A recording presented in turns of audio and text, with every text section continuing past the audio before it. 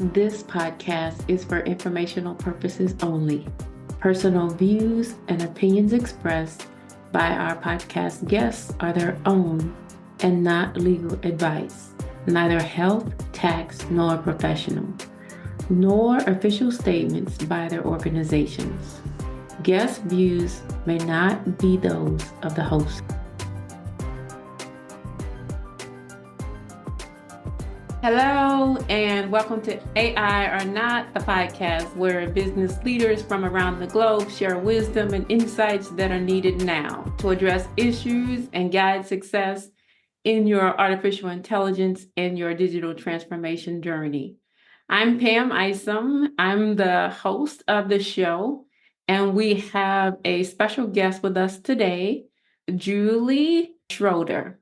And Julie is an accomplished chief legal officer. We've become really good friends, I would say. She's a chief legal officer, general counsel, and business advisor in AI, ML, cybersecurity, and data. And she can tell you a whole lot more about herself. So Julie, welcome to AI or Not. And I'm going to hand it over to you to tell us more about yourself. Tell us about your career, your experiences, anything you want us to know as far as you and your career journey and where you are today. Sure. Wow, that's a big question. So I remember when I met you and I was describing my career, I called it Forrest Gump's box of chocolates kind of beginning. I was a trial lawyer for 10 years down in big firms that no longer exist.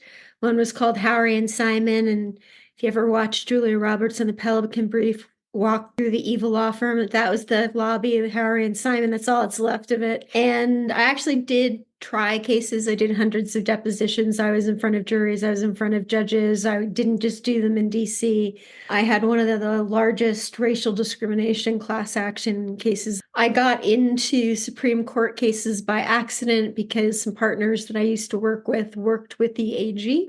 And so that brought me into Bush versus Gore, which I know sounds crazy. What's crazier still is when you have a Supreme Court case, the questions presented are in an order of how strong you think the arguments are.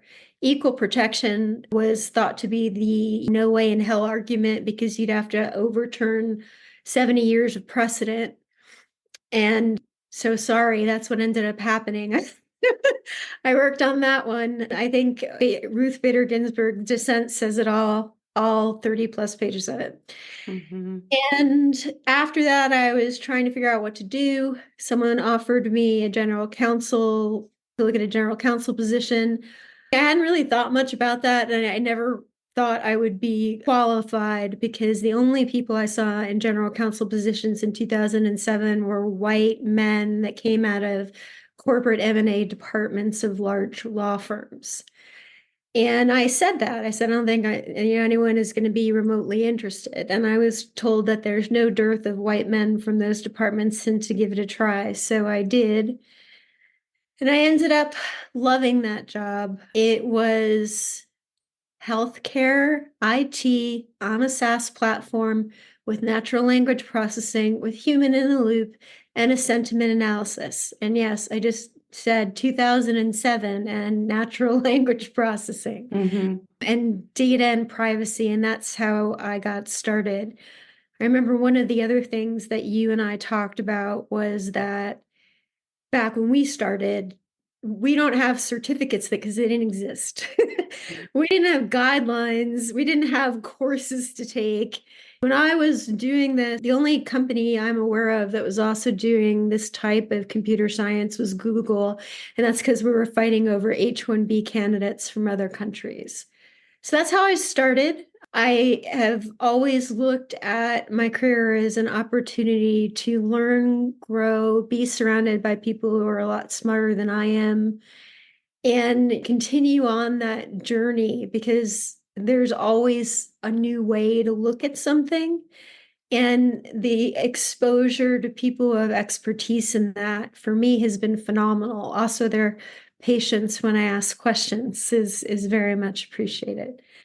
So after pretty much 20 years now, when I first came onto the scene in 2023, because I hadn't been on LinkedIn, I keep making the joke, it looked like people thought AI spontaneously generated itself and it didn't exist before. Mm-hmm. And everyone was suddenly an AI expert. They had no experience, but they were an AI expert. It became very hard to find a job. In fact, I'm still looking because between healthcare, I also helped to co-found a company in 2016 that was different types of AI with qual analytics, again, with human in the loop and sentiment analysis that was sector agnostic. When I did cybersecurity, people kept asking me why I was switching fields. And I said I wasn't. If you can't lock down your healthcare data with cybersecurity, you're not going to have a business. And that was always the thing that I was the most concerned about was actually cybersecurity. It could be a company killer. That brings me to today, where I try and talk to a lot of people. I, as you know, don't appear often, not except us being friends aside. I think you are amazing. So Thank you. I am very happy to be here today. I'm happy to have you. Great time to get together and talk for a little bit. I would like to know more about your experiences with AI and cybersecurity. I know you started to go into it a little bit, but tell me more. And what do you see as that connectivity between AI and cyber? At the time, it was an AI ML non-blockchain enabled solution that combined a lot of things that was thought to be like a chain of custody of your data. So you always know where it was. And you could follow it through its path. And if it got to somewhere it didn't want to be, you could use what's called a poison pill, or other words, destroy that data so it wasn't breached. That company was amazing. The backers and talent were fantastic. Unfortunately, it was just before COVID started company, and when we started looking for fundraising in 2020. Cybersecurity, I gotta say, even though I cannot for the life of me understand it, is not a hot topic now. And it really wasn't in COVID. Healthcare definitely got the push. I helped to start that company, to fund that company, to put the structure in place in the company, and then give advice at outside GC. And then we amended the bylaws to make sure I had certain authority as an independent contractor. But it was my first foray into people who just really knew cybersecurity. And it was fantastic because I wasn't aware of all the ways that data could be vulnerable. Mm-hmm. And really, as scared as I was before that, it really opened my eyes up to a lot of the problems that exist in cybersecurity.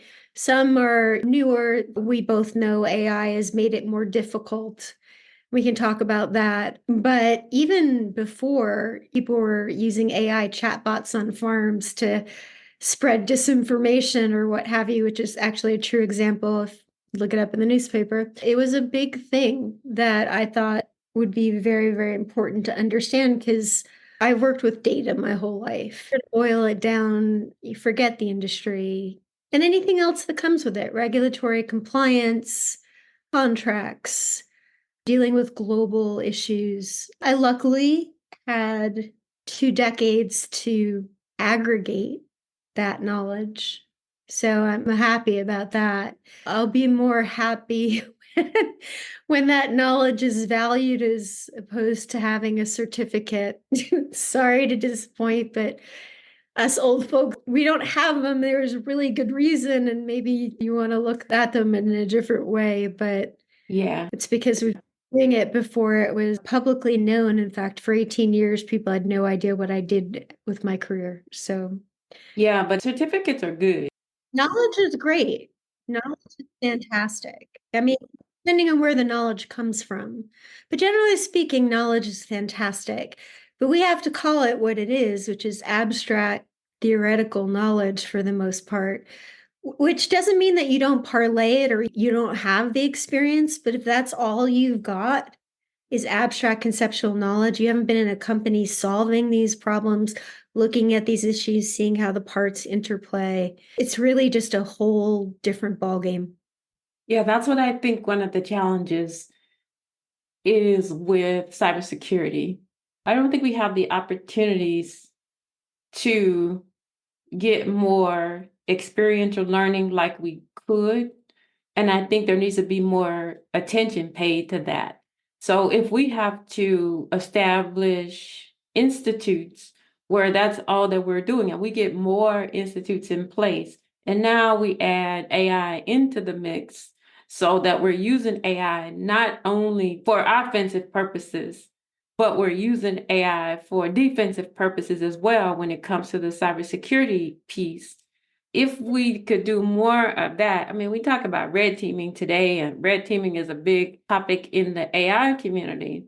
But if you really think about it, that needs to be automated. We need to automate that whole red teaming process because people are just going to get tired of trying to manually do these things that's going to be required when you know that there's massive amounts of data and massive amounts of vulnerabilities because of AI. So when I hear people say, well, we need red team, well, I immediately start thinking about how we're going to automate this process so that the red teaming is effective. Because otherwise, people are going to get tired. People are going to get tired and they're not going to do the job that we need done when AI is in the middle of this situation. Which is new to all of them. And I couldn't agree with you more. I think that's an excellent point.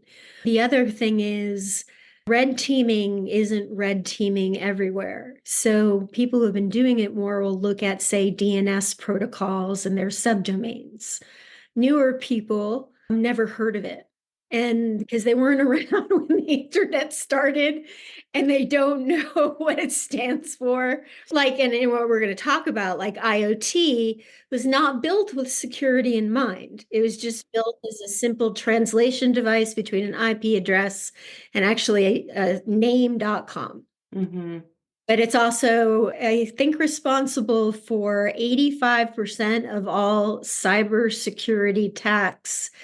And the current estimate on that I was looking at yesterday was, I believe, we're at $8 trillion in losses. Yeah, IoT devices are a real vulnerability. So, with my background being at energy, IoT devices are used all over the place, and we need them to help to fortify the grid. And we need sensors. So we need lots of IoT devices. We need lots of sensors. And one of the things that I hear complaints about when I went to one of the public conferences a few months back, one of the complaints I heard was that honestly, the minute they train up people in cybersecurity, they're not interested in learning about OT, operational technologies, and all that. So they lose resources. So there's a problem today, from what I heard, which of course, with my software engineering background, I'm like, okay, well, we're going to have to do something to fix this. So what can we do to help? But what they were pointing out as the conferences, that was one of the biggest challenges. So they're having troubles retaining people because as soon as they get them trained up into cybersecurity proficiency, where they can literally get where they've gotten the experiential learning, et cetera, they get snatched up. So, yeah. So, and that's a common problem It is. in the OT world, in the cyber world in general. Silo. It's what we've come back to talking about 18 million times, right? Yeah. Most people look at information in silos. If you're doing cybersecurity, like you said, it's the same red teaming exercise. You don't need to do anything else or learn anything else. And something like the IoT, you don't even know what it stands for, forget what it does or how it can present a threat vector. Mm-hmm. But your background, you're really one up on that because I don't think a lot of people have worked in an industry so dependent on sensors to make sure that everything's working, automated, and regulated, which is the point. The point of most of it is to be good. The problem with most of it is the same thing with DNS protocols. They weren't built with security in mind. Yeah, so when I think about AI and I think about cyber together, I can't think of separating the two. It's like data. Whenever you think about data, you always think about how to protect the data. And the same way with the AI models, I don't care if it's a chat bot that I'm putting on my website, I'm still thinking about how do I make sure that it's not vulnerable.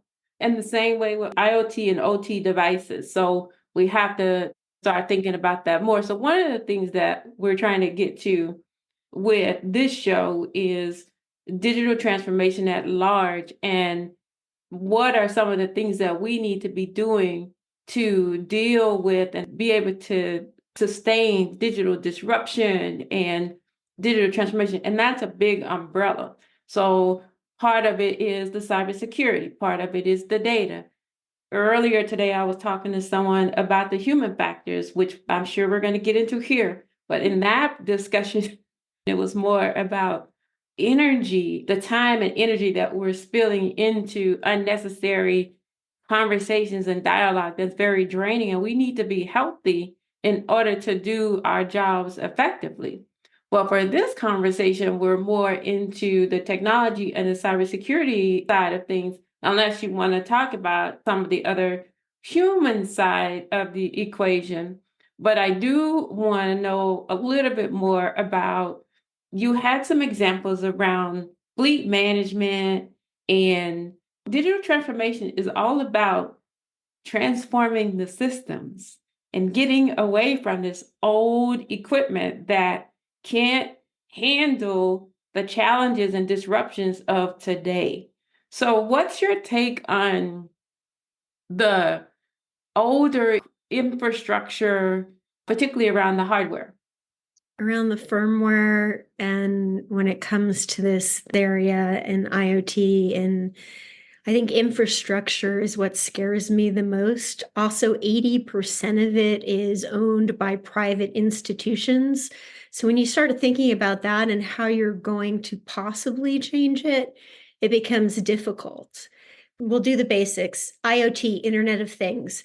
That means devices, wearables, medical devices, your smartphone, anything that's connected to the network or the internet in any way. So you could have apps, you could have devices, apps, smart devices, phones. Some of them are a combination of both.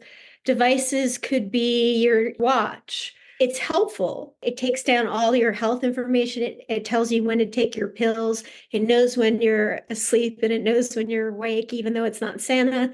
And it has all of this information on you. And then what's protecting that from just getting out there? What happens if you're taking some type of tamoxifen or something that gives away that you've had a breast cancer problem? Mm-hmm. And that gets out at large. Mm-hmm. So you came at it because they're necessary for your industry, and you're like, how do we make sure to protect it? I came at it because we started doing API callouts for data. They're not terrifically secure. So you had to really think about how to take care of that. And IoT, I'm just looking around my house. Mm-hmm. Phone here. I've got my iPad here. I've got a smart device here. I have a Roomba that will assume it was a new one so that Amazon bought it and put sensors on it so that when it goes around my house, it literally does this. It sends information back about your house, what you have, how big it is. It's taking pictures of your house, inside of your house.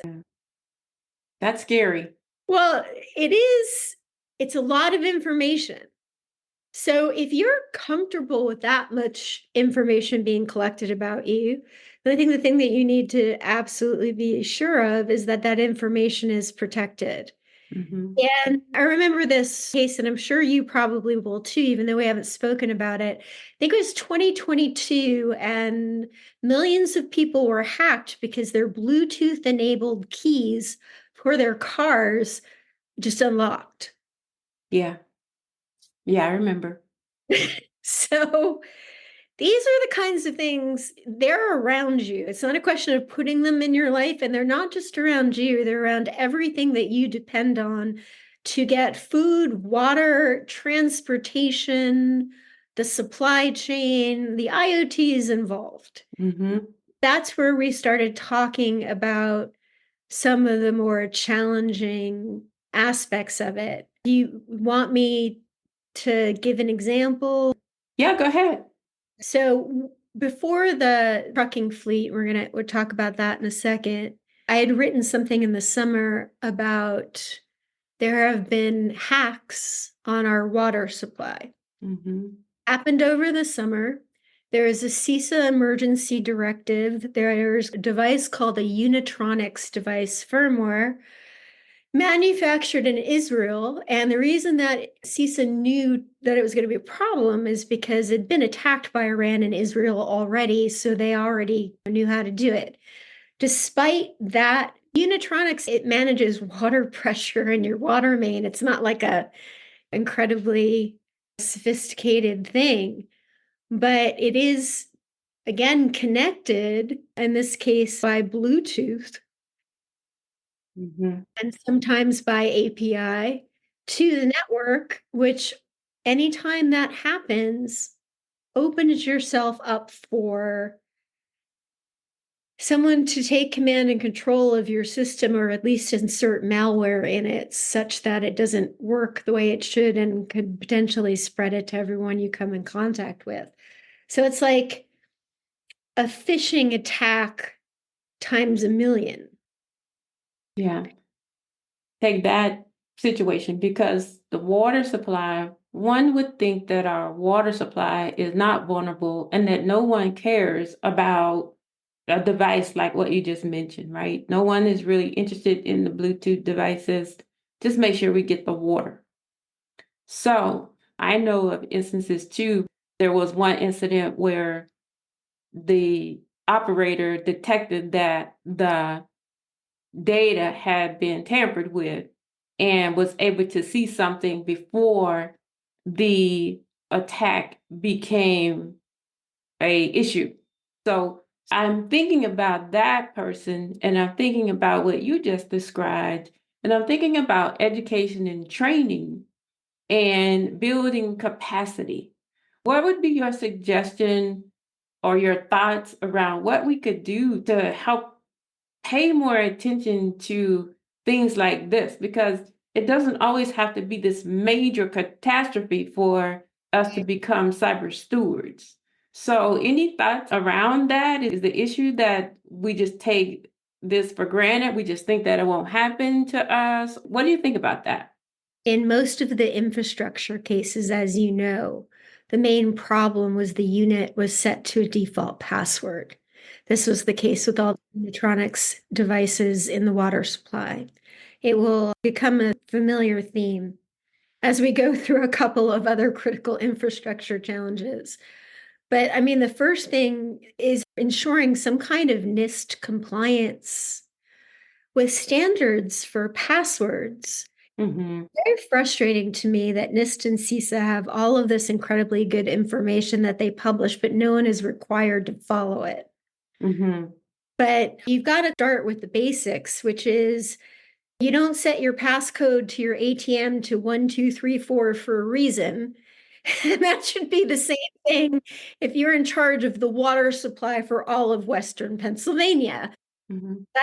That's one aspect. The same thing would be an open API or an SSID, again, set to a default password or a very easy to guess password. Those have been the culprits in pretty much everything that I've looked at. What is your take on that? My take on that is the same. We have to move away from thinking that's the responsibility of the CISO and take ownership and practice good cyber hygiene and cyber stewardship, and that we should all do it. And I also don't think that cyber vulnerabilities has a special piece of equipment that it is most vulnerable. I think that we don't want to be thinking along those lines. We want to be prudent about all of our equipment. So all of the electronics, all of it. So that's kind of my take on it. And I believe that some of the fundamental issues can be covered in more education and training. We know that AI is going to amplify the risk. So we have to get some of these fundamentals out of the way. and then continuously reiterate those points, and try not to assume that just because it's a device that maybe it's a digital pen, and we think that no one is going to care about that because it's just a little pen. Yeah, well, And then watch. yeah, the watch, I think we can watch out for more, maybe not, but it's all the same, is my point. So it's all the same. So we should treat it all as a potential vulnerability. I don't care what it is. And would you leave your key? Would you tell other people which key is your house key and then let them know where to find it? That's why you don't use those default passwords, because everybody then knows pretty much what the default passwords are. They don't always know, but it's a little bit more vulnerable to just go with those instead of your unique passwords or even those that are generated by the system. But still, let's be careful, let's be wise, let's be prudent. So that's my take on that. I agree with you completely. It's worse in industries because they only tend to use one or two devices. And those devices, in the case of the water supply, all we're using the same, is all the same. Mm-hmm. And they're all using the same default passcode. Mm-hmm. It would be one thing if there was a lot of variety about maybe what's making sure that, the pipes don't burst and the water supply is being regulated. But it doesn't work like that, industry by industry. There are two things that you've said people in my conversations have had a hard time understanding. One is why AI makes cyber so much more difficult. Mm-hmm. And I gave an example before, but you just mentioned it, so it'd be great to have you explain a little bit more about that. And the other is the training, whether you're the person in charge of this device for the water supply or the person in charge of the energy grid that covers Dallas, or the person who is in charge of making sure to architect an API for your company's confidential data. That training, I think you would have some thoughts on it being quite similar and the ways that it's necessary. Yeah, if I think about some of the training, I'll start with the training piece. The training, I believe, should be tabletop exercises. So tabletop exercises include a situation where a piece of equipment is vulnerable, and what are we going to do to address this challenge? Make the tabletop exercise to where, oh, by the way, one of the issues is a bot was involved, AI digital assistant was involved somehow, so that we get the experience working with the generative AI side of things, perhaps, or the conversational AI, but also that you have the experience of traditional cybersecurity, incident response planning, business continuity planning. So they're getting some of the fundamentals. I would build in capabilities like that in my tabletop exercises so that we know when it happens, we are familiar. And so the shock that comes along with this type of situation doesn't overtake what we need to do. And we do that with business continuity planning. A lot of times you don't have these type of exercises. So those are the kind of exercises that I would include. I would include incident response planning. I would actually include logging the issues in the AI database. So there should be an AI incident response database somewhere, or event response database for AI specifically. So for that component, I would make sure that it's recorded there. That's what I tell my customers. And then as far as what is it about AI that makes it amplify cybersecurity risks, it's just because of the fact that a error can travel 1,000 times faster and hit way many more people or more situations way, way, way faster because of the capability of AI in itself. So that's why it can amplify and reach out further and reach out faster because of the power behind the AI. And also not only reach, but it can also then make inferences, and then reach some more. So I don't know what you are telling your customers that are asking you that. That's the beauty of AI. That's actually the beauty of AI. I know there's been times when we've had work and we had special projects where we just wanted to use AI, not necessarily generative AI. We just wanted to use AI, ML, NLP to read the massive amounts of literature that's out there that we really can't go through as a human being. It'll just take too long. Or just think about how we use it to sort through facial recognition information or video information, right? We use the AI to help us parse through that information and tell us what that information is. Now, we don't get into the misuse. That's why you use it, because it has that capacity. So that's what I would say to people that are asking those questions, and that this is a very critical part of the digital transformation journey.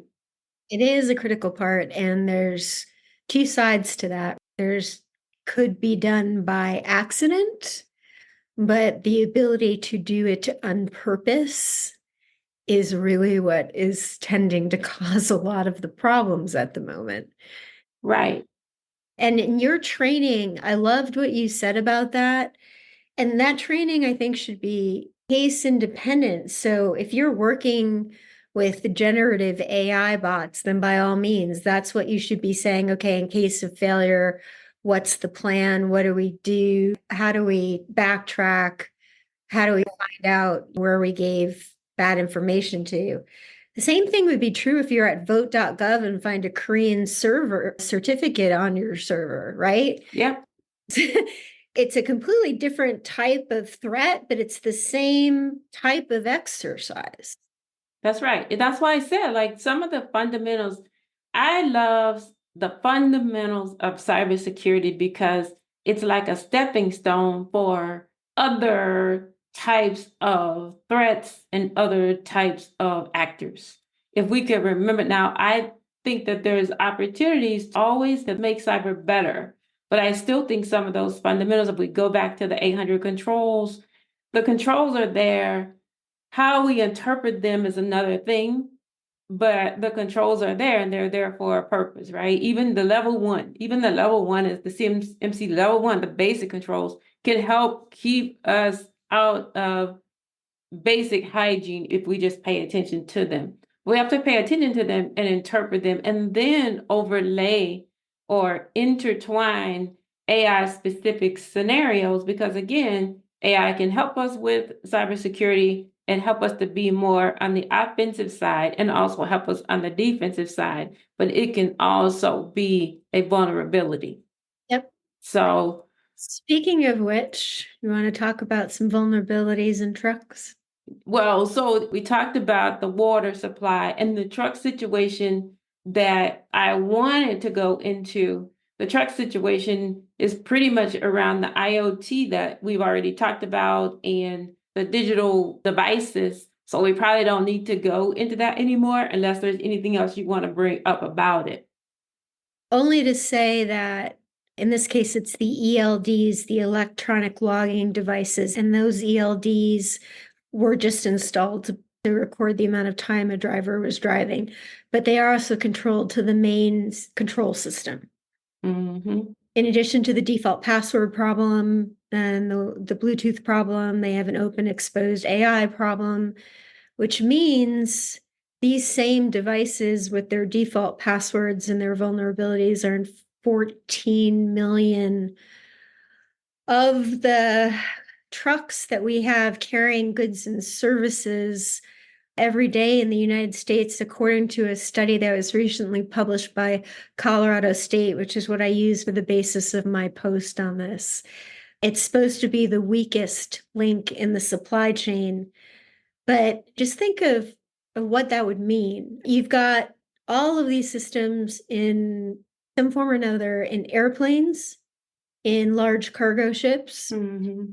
in trucks, in the water supply, in energy, in healthcare, in food and manufacturing, In our vehicles. our vehicles. Life could change very quickly and very badly if we didn't start paying attention to doing something about it. And I don't know if you noticed, but the FBI boarded the Dolly, calling it a crime scene, and their investigation is working around their control systems. I saw that. Yeah. So it's not hypothetical.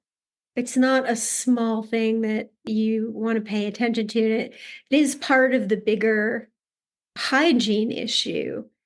Another thing I think it might make a second to just take a beat and talk about is you and I connect data, privacy, business systems, technology, cybersecurity, AI together. Most people work in silos.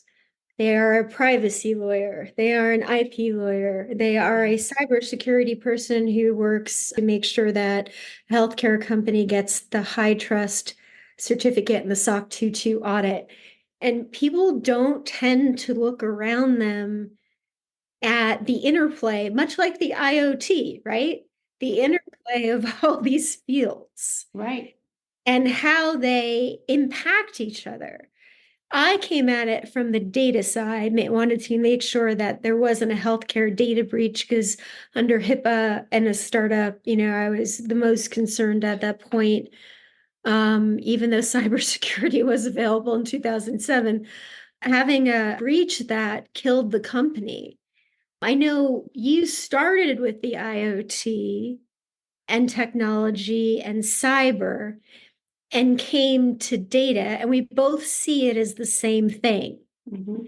Maybe it would be helpful if you explained for you, based on your journey, which has been absolutely incredible, why it's so obviously the same thing. Because it's all data. It's data. So you have to protect data. Cybersecurity protects data. It's all data. AI is a consumer of data. It's all data. So for me, the passion that I have around data, I have a passion around technology anyway and how technology works. I'm a software engineer by trade, right? So solve some problems using technology and take the burden off of me as a human being if it's effective. For me, and what I tell my students and what I tell people that work with me is at the core of it is data, and the data has to be protected. You protect the data, and you protect the data, you don't have privacy issues because you're thinking about stewardship, you're thinking about governance. You're not just thinking cybersecurity, but you're thinking about stewardship and governance. And therefore, you're now protecting the data from a couple of ways. I also bring in ethics, and that's why you always hear me talk about ethics, because from an ethics perspective, you can still protect the data and have insights. And what are you going to do with those insights that you have? Where are your ethics? I'm big on cybersecurity ethics, data ethics, and AI ethics. I will always differentiate those because they're similar, but they're different things. It's like what we're discussing now. They're similar, but they're unique in their own way. Cyber protects. And you know what I think about? I think about our troops and our veterans. They keep us safe. Cybersecurity keeps us safe. Our troops and our veterans have insights that we don't know that they have, and we trust them with that information, right? Our cybersecurity people, we have to trust them. We have to trust them. So I will always speak highly about cybersecurity, why it's important, the data, and then AI. For me and what I teach is AI is a consumer of the data. That's what it is. It's a consumer. That's how I see it. So we're gonna run out of time here. What I do want to know is let's talk real quick about, unless there's anything else you want to talk about. I just wanted to say really quickly that ethics in AI is a question I wish someone would talk about more. So I'm glad you brought it up. We can talk about it more. I'll ask another question. Okay, so we'll save the ethics discussion for maybe a roundtable. So we'll look at what we want to do in an upcoming session. But what I want to know now is I think it would be good to talk about the human judgment and the human elements of digital transformation in an AI world. So we don't have a lot of time, but let's talk a little bit more about some of the concerns I've heard you express about human passing off responsibility, not really taking responsibility, but shucking responsibility onto technology. What's your thoughts there? I never learned another way to do this. So I'm very staid in the way that I have been doing things. I welcome any comments on it if you disagree. But part of the problem is you've got people talking about AI. It's a buzzword. You have people who want to hire for AI, but they don't understand it. In fact, it became known as AI, even though AI is not a thing. It's a collection of things. It's a collection of tools. Each tool consumes data in a different way. And if you're going to use it, you should know what data you're using it on. You should have done a lot of pre-training and understand what any potential bias might be, and then perhaps done some co-parenting in order to make it a good data set. You have to mark your parametric date, and then when you're using it for a goal, you have to understand the limitations of your tool. Mm-hmm. You can't take a screwdriver and use it to take down a tree. Not going to work. Mm-hmm. You need a chainsaw for that. Generative AI is fantastic in its imagination, the creative aspects of it, but its point was never to give you the right answer. Mm-hmm. It's mathematically, statistically going to give you the most probabilistic correlated answer that it has in its database. I think probabilistic and correlated is the right way to express that. Yeah. And patterns and clusters. Right. And so one would not use generative AI, or I would not use generative AI.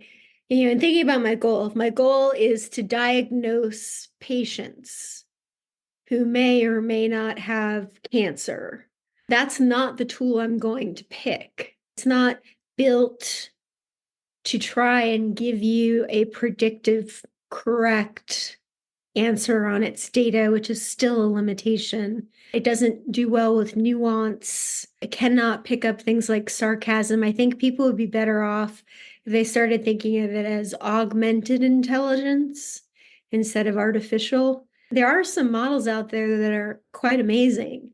Mm-hmm. And I just think that to sum that up, you have to figure out what is your goal. Mm-hmm. You have to look at what is your data, what are your data sources, what do they look like, how do they pan out? If you were, going to use an AI tool, you pick the right AI tool for the goal. You make sure that the data is as balanced and correct, I guess is the right word, as one can hope. And even then, you're still going to get wrong answers. Yeah, because it's a machine. Right. You account for that. But that's how I have always gone about thinking about how to build that system. Mm-hmm. By no means a software engineer. So your turn. I agree with all of that. The thing that I would add is that it's a machine. They just don't think. They follow instructions. So the question becomes, who's giving the machine the instructions? Who's programming the algorithm, and how are they programming the algorithm? And what type of information are they providing the algorithm so that it knows what to respond to and how to respond? But it's still about pattern matching. It's about clustering of data. It's about processing data. It's about looking for commonalities. Your programmer adds another layer of bias that people need to think about. Exactly. I believe that in training, and I keep mentioning training just because I have this concern that there's an opportunity to do more and to look at things more holistically when we're providing the training. But at the same time, we don't want to inundate folks. So I'm trying to strike the right balance with training from an entire life cycle perspective. Even if we break it up into silos, understand the life cycle. And I think that that will go a long ways with helping people understand, because people are losing sight of reality. And it's like the discussion we were having last night. They are literally thinking, you don't know if they really think this or not, but some are literally thinking that because of the fact that the AI is responding in a certain way, that that's how it should go. That's how it should be. So if I take my car and GPS tells me you're at a cliff, so just go over. Are you going to do it? No. That's a great example. And I think it requires, like you said, an understanding of, let's call a spade a spade. I mean, this is great stuff. We're obviously both proponents of it. I think we counted together, we have over 50 years of experience between the two of us. Yeah. But people do think that they're being given the right answer. And a great example of that, gone very, very badly, would be the United Healthcare rehab case. Yeah. Was a closed source, which means that no one knew, the consumer using the data and responsible for that data had no idea what the data was. Did know that there was a 99%, and I'll use the more colloquial, error rate to that data. Really wanted to automate the rehab benefits for geriatrics. I think that would be great because geriatrics wait too long to get answers. Not saying it's a bad idea. I just wouldn't have used this particular data and this particular model to make those decisions. And then even though they didn't design it with a human in the loop, which means a human's looking at it to see if it's crazy, like going off of a cliff, people did comment and say, I don't think that's right. And they were told, follow the algorithm. You must do what the algorithm says. And people died. That's why I think there needs to be more education around what we've been talking about here. One would think that that's not needed because one would think that we would know better than to trust a machine to that extent. But the more you hear this talk, I don't know if it's infatuation. I don't know. How it's sold. It is absolutely how it's sold. Yeah. Yeah. And there have been cases that I've read of major tech companies, and I'm not going to pick on the one in specific, but it was a national news article that they were in front of a very big defense department and cherry picked all the data and all the answers in advance so it would look correct, and then told them it was. Well, I think if we continue to bring more insights into here are some of the things that are happening, because I do believe AI is good. And we've already talked about some good use cases. And there are some, it's good for more than research. We were using AI before generative AI came on the scene. We're using it. So there are good use cases for it. So we'll emphasize that a little bit more. I think it is necessary for the digital transformation journey. It's not going to go away. We know that. But I do think that we would want to be selective as to how we use it and understand what use cases make the most sense. And then once we agree that we're going to use it, what's our continuous monitoring process and what is our business continuity planning? What does that look like, right? What is our continuity planning in case something goes wrong that we've talked about here? And then for critical infrastructure components, we know that we're going to have AI in there to help us out. So understand where and how we want to use it, and does that make sense? And I would do the continuous testing and monitoring. So are there parting words of wisdom that you would want to share with the listeners, or do you think you've shared enough? Your parting words of wisdom implies that I have provided wisdom. All I can say is I want people, when they hear this, to think about the fact that I'm a lawyer who had absolutely no technical training whatsoever. In fact, when texting came about and IMing came about at my first company, someone said UT question mark, and I wondered why they were asking about the University of Texas contract. Literally, that's how little I knew. The legal stuff, the regulatory compliance, the open source licenses, the third-party vendors, some of that, the IP came easier. But I ended up doing the same thing, which is the data. What is the data that we want? What is the data we want to keep? What is the data we own? What's the data we should not own? What's the data we should not be using? What data do we give back? What rights do other people have? How do we keep it safe? And it brought me to the same place as you And you have pretty much the exact opposite background. Yeah. Okay. So your communications to the listeners is to pay attention to this podcast, number one. We keep on listening to and trying to understand the value proposition behind AI. Make sure that you understand the use cases and make sure you understand the data and the travel of the data. I think that you said it perfectly.